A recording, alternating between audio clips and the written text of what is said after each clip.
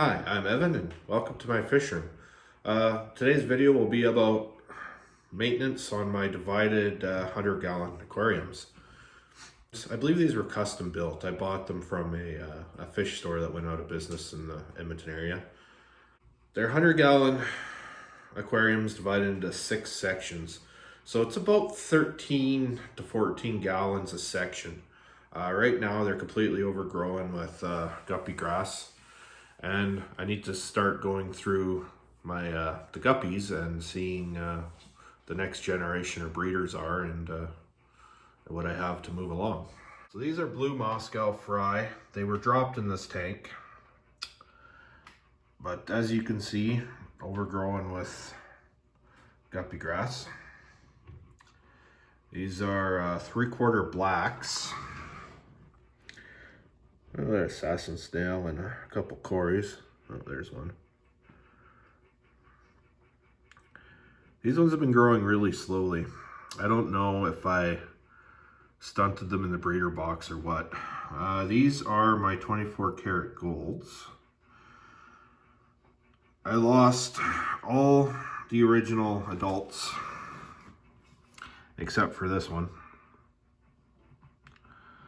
But they did leave me a big drop of fry, and they've been growing actually quite well. It's also water change day today, but I'm basically gonna remove all the guppy grass and the duckweed before I get into that. Well, as much duckweed as I can. These are 3/4 blacks, more so the adults. I finally got one juvenile male in here. Oh, there he is. Starting to show his colors and finish. Again, I lost all but the one original female. These were imports.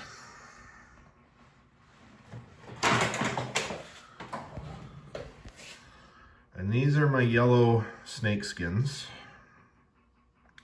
Again, completely overgrown with guppy grass. Tanks need a little bit of a vacuuming too.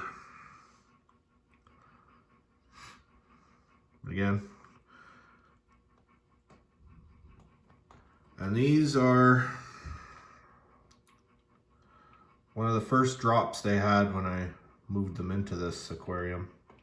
They used to live in my 10-gallon betta aquarium, which can be seen on my fish room tour video. I'll leave a link in the description. This one's not as bad, but it's got a big buildup of mulm on the bottom. It needs a good vacuuming too. All the sponge filters need cleaning.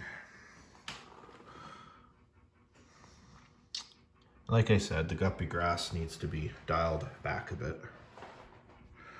But I'll show you what it looks like when I'm done, because I don't think you guys want to sit here and watch me pull guppy grass out of an aquarium. If you do want to sit there and watch me pull stuff out of aquariums, please check out my 55-gallon redo video. I'll leave a link for that in the description as well. Thank you. So this is what the tanks look like now. Guppy grass removed for the most part. Just a bunch of mulm and detritus. Now I'm going to give each one a quick gravel vac and water change. So I decided not to do a gravel vac in these tanks because of the small fry and the shrimp. Clean the sponge filters. I did gravel vac in these tanks. I actually did find fry in here, kind of why I stopped gravel vacuuming. So this is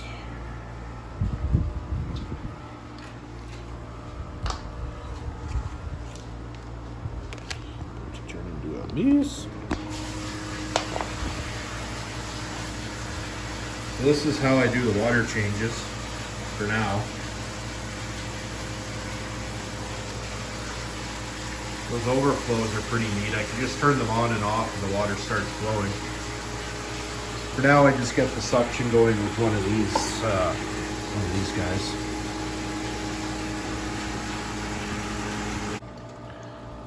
So I threw some food in there after the It's a couple hours after I've done the water change.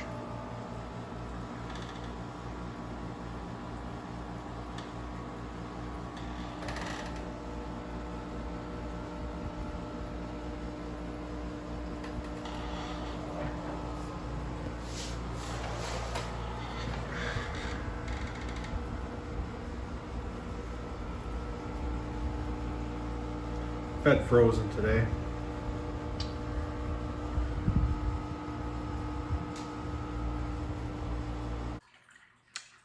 It's been about a week since that last clip that you just saw was filmed.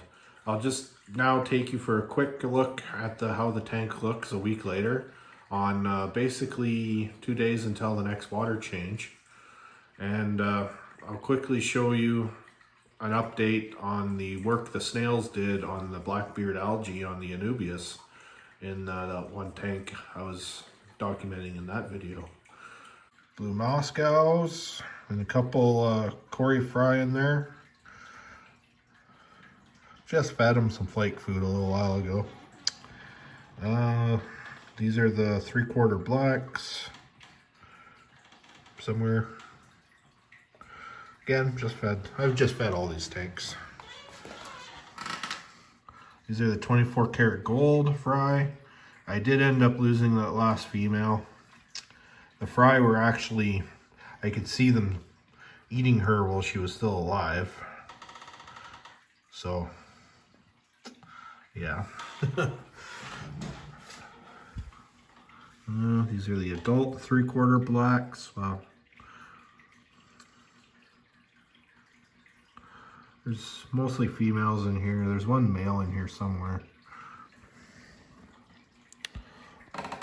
He's in the back. Yellow snake skins again.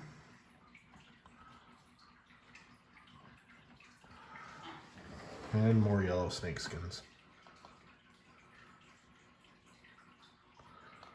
I did see some fry of these in the bottom there. Yeah, way in the back.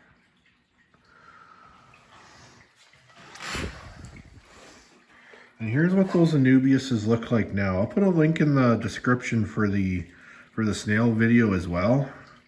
But these little ram's horn and pond pest snails, I've basically cleaned these plants right off. They won't touch the hair algae, but seems like they'll eat on anything else they can get their lips on. Yeah, same thing with that crypt. It's pretty clean. That's a moss ball. I've had these moss balls for a long time. So if you haven't heard yet, there is a zebra mussel infestation that's been going on with moss balls that came out of Ukraine. Both up here in Canada and the US is affected. So if you bought a moss ball recently, you might want to check into that. Well, that's it for this week's video. Thank you very much for watching. Please hit that like button and that subscribe button if you're not subscribed already. And if you are subscribed, thank you very much. Really appreciate it. And stay tuned for next week's video. It'll be covering, I'm going to have my top 6 tanks hooked up with the overflows and into my the start of how my permanent system is going to work here. Anyway, thanks again for watching.